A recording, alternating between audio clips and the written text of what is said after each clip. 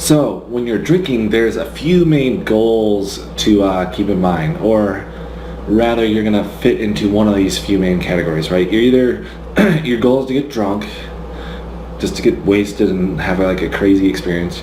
Two, you want to have a better sense of being, I guess, being buzzed or something like that.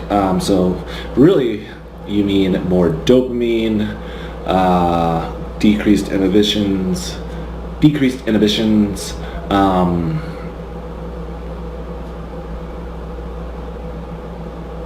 spontaneity. I like how I did that, and just general better sense of well-being.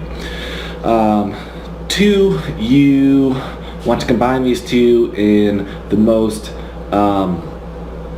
fitness way possible. So you want to minimize the damage and maximize the fun. There's going to be some sort of set of parameters on that, but I'll do the best I can to accommodate everybody.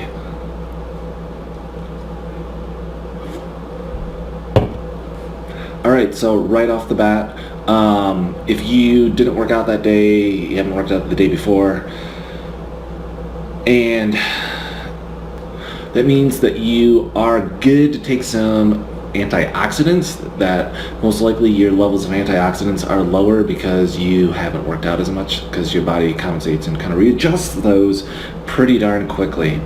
Take some resveratrol, take some vitamin C. Antioxidants work in like a couple different ways. They have to be absorbed within your bloodstream, right? And then they've got to be saturated within a cell and then be at the right place at the right time.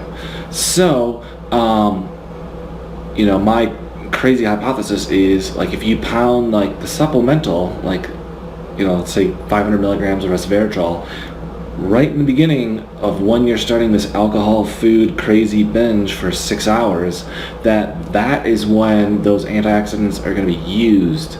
And basic physiological research kind of supports this too. So cheers. I don't know if you ever were part of the DARE program. I was. It meant well. It was stupid. The idea that food doesn't affect alcohol absorption is like, I don't know, like pick the dumbest insulting word you can think of, and that's exactly what it is. I mean, we're talking about the agency that classifies cocaine as a sleeping aid, i.e. a narcotic. Like, obviously that makes no sense. Legally though, I mean, I don't even know what they do. So if you just had like 2 or 3 shots at the bar in like a half hour period, and it was like 1 o'clock, that's probably in your system. Alright, because you have been drinking all night, your stomach is on an emptying period, a regulatory behavior, because you've basically been filling it up, senses it, releases it. And unless you had this doesn't make any sense. So that's in you. Pizza's not going to do anything for you, dude. I'm sorry. However, if you've been drinking beer, let's say, and then you've had a shot, let's just ignore the shots, but if you've been drinking large volumes of beer and then you suddenly pound like 2 or 3 slices of pizza into you,